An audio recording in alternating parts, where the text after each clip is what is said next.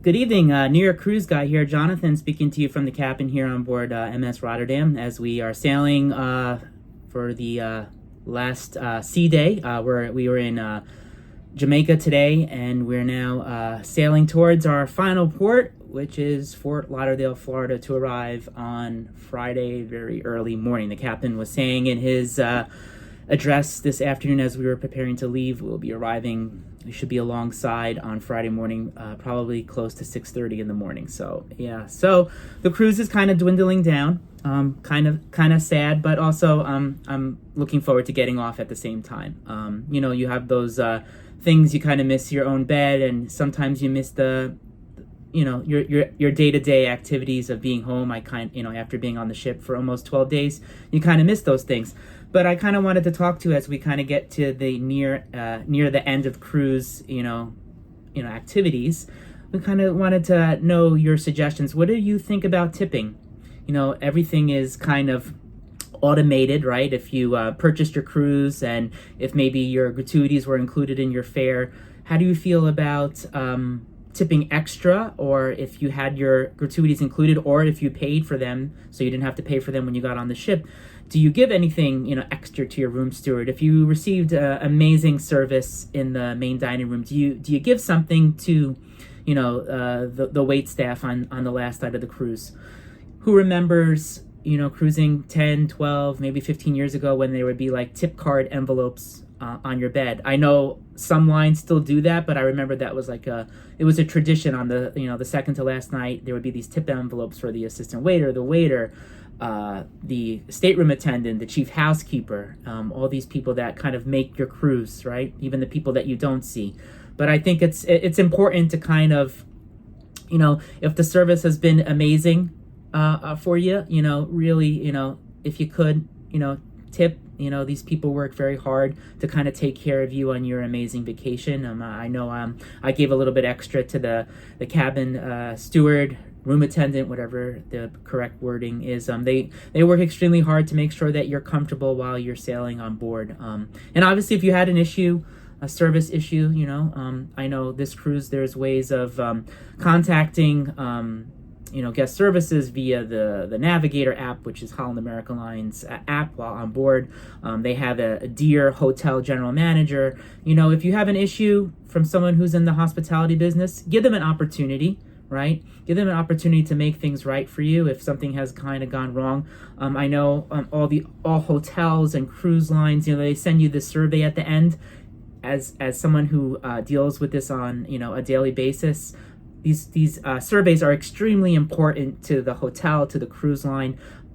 If they've given an opportunity to fix the issue, the surveys are very important for the crew, right? If someone gets a bad rating, maybe in the dining room, because say the food was bad, but you give the service staff a bad score, they unfortunately are they're held accountable to that when maybe it really wasn't their fault. So tipping, the post comment card, guest satisfaction survey, those things are huge. If you've had great things happen to you on the cruise, acknowledge those crew members that kind of went out of their way to make your cruise. Get the names of your cabin attendant, get the names of your wait staff. It should be on the table in the main dining room. Acknowledge them on their survey. I know it might be a menial thing, but if their names are mentioned on these surveys, they get rewarded in very good ways. If they get promoted to a better section in the dining room, if they get promoted to other lead staff positions on board the ship, it's incredibly important to them that if you've had good service on the cruise, let the cruise line know and put it on the survey. And also, if you have feedback, constructive feedback for the cruise line, so like for example, here we're on Holland America, and my feedback to them is I feel like there's not a lot of activities, right? Especially on the sea days. Or if there's an activity like tonight, there's an activity, Holland America Line Trivia, that I like to participate in. It's during the time that I'm eating, right? So things like that, I'll mention to them, constructive feedback, activities, very bare minimum activities, and an activity that is actually interesting that I'd like to participate is at 8:15 at night. My dinner is at 7:30. So the world is not going to end. But it's disappointing that they schedule those things when you have two different dining sections and times for eating. So I want to talk about tipping activities, and maybe kind of going on to the last thing. If you cruise a lot, I don't know my subscribers yet or my community. I love to get to know my wonderful 220 subscribers. I love to get to know you and see if you're avid cruisers. What do you think about booking a cruise on board, right? If you had a good time, right, and they have these small itineraries of things, places that you wish to visit in the future, do you book on board? Do you know the benefits of booking on board? How do you book your cruise if you don't book on board? Do you book online with the cruise line? Do you call the 800 number at the cruise line? Do you have a travel agent? What are your what's your process in booking your next cruise vacation? I kind of tend to go more with the Future Cruise on board. They offer very reduced deposits. So I think on this cruise, for example, I think you could hold a cruise for about $100. And if you don't necessarily know where you want to go, you can hold a cruise, I believe, for up to 4 years.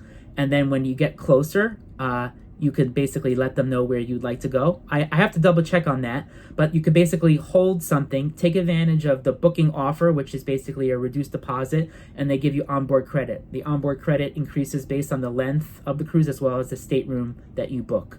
So I'm all for the future cruise option. I think that's great.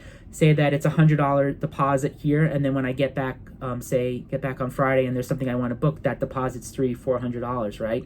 Even in the end of the day, you still need to make final payment and pay all that money, but it kind of lessens it now, and then when you want to make the final payment, depending on when your cruise is. So, tipping, activities, how do you book your cruises? Do you do anything extra for the crew? Holidays. Holidays are approaching very fast. We have Thanksgiving coming up in about, what would we say, 2.5-3 weeks. Christmas, New Year's. Do you do anything special? Maybe you sail a lot on the same line. Maybe you have the same ship. Maybe you have the same crew a lot of the times. If you sail that often, do you do something for them? Do you maybe have a card for them? Do you bring them cookies? I don't know. Do you do something for the crew that are working very hard for you while you're sailing during probably a very hard time for them to be working, since they're working 8 to 9 months at sea, right, away from their families? So right now we are I'm getting ready for dinner. This is the second to last night on board Rotterdam. I'm gonna try tonight to do, I know you guys are all interested in seeing the ship. I've been giving you kind of clips, very small clips and some shorts of Rotterdam.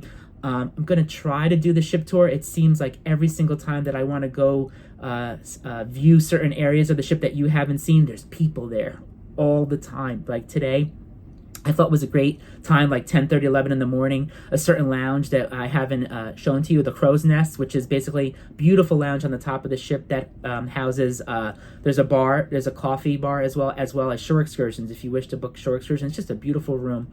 You could also see out the front of the ship, which is one of the very few areas that you can. There's people there all day. Obviously, I'm new to filming YouTube. I don't necessarily want to get, into an interaction with someone, getting them in the video. So I'm going to try tonight. Hopefully the ship is sleeping at 12:30. I'm going to try to go to all those areas and hopefully have the stuff loaded on my phone to get something loaded very early next week once I get back and, get back into the daily grind of going back to work and all those fun things of coming off a 12-day cruise. So, I'd love to hear your comments about tipping, the gratuities, how do you book your cruise, just your thoughts about all those kind of topics.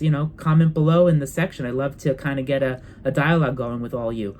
And for that, I welcome you to the community. I hope you would subscribe to the channel if you've not, get a notification bell when new content and new videos are added. And I wish you a great evening. I believe today is Wednesday. Thanks for watching. Have a great night.